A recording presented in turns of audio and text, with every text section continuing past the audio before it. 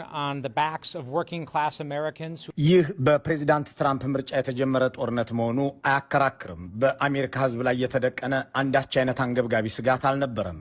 ይህ ጦርነት መካከለኛ ገቢ ባላቸውና በሰራተኛ አሜሪካውያን ትከሻ ላይ የሚወድቅ ጦርነት ነው፣ በቃ ሊባል ይገባዋል እያሉ የሚናገሩት ሰው ተራ ግለሰብ አይደሉም።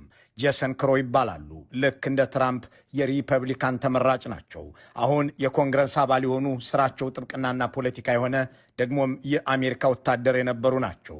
ይህ ሐሳብም የእሳቸው ብቻ አልሆነም፣ የአብዛኛው አሜሪካዊ እንጂ። ሰሞነኛው አጀንዳ ኢራን እስራኤልና አሜሪካ መራሹን ጦርነት ስለማካሄዷ ቢሆንም የአሜሪካውያን መነጋገሪያ ግን ይህ ብቻ አይደለም።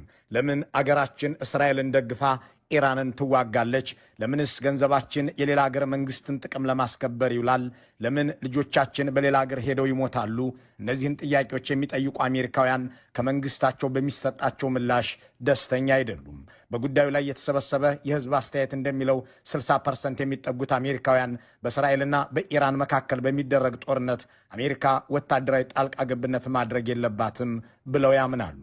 43% የሚሆኑት አሜሪካውያን ደግሞ አገራቸው በኢራን ላይ የምታደርገውን ጥቃት በፍጹም አይደግፉም። ይህ ወታደራዊ ዘመቻ ድጋፍ ያለው በ27% ዜጎች ብቻ ነው። ጥያቄው ከዚህ በኋላ ነው። አሜሪካውያን የማይደግፉትን ይህንን ጉዳይ የአሜሪካ ፕሬዝዳንት ለምን ገቡበት? በእርግጥ አሜሪካ ያለፉትን 80 ዓመታት ያሳለፈችው እስራኤልን በመደገፍ መሆኑ የአደባባይ ሐቅ ነው። ግን የፕሬዝዳንት ትራምፕን ያህል ከቴልአቪቭ ጎን የቆመ የአሜሪካ ፕሬዝዳንት በዋይት ሃውስ ውስጥ ኖሮ አያውቅም። በኢየሩሳሌም በሚገኘውና በአይሁድ እምነት ተከታዮች ዘንድ ቅዱስ ስፍራ እየተባለ በሚጠራው ዌስተርን ዎል የአይሁድ ጭንቅላት ቆብ ኪፓ አጥልቆ ጉብኝት ሊያደርግ ሄደ በስልጣን ላይ ያለ የአሜሪካ ፕሬዝዳንት ከትራምፕ በፊት ታይቶ አይታወቅም። ይህንን በመጀመሪያው የስልጣን ዘመናቸው ግንቦት 2017 አድርገው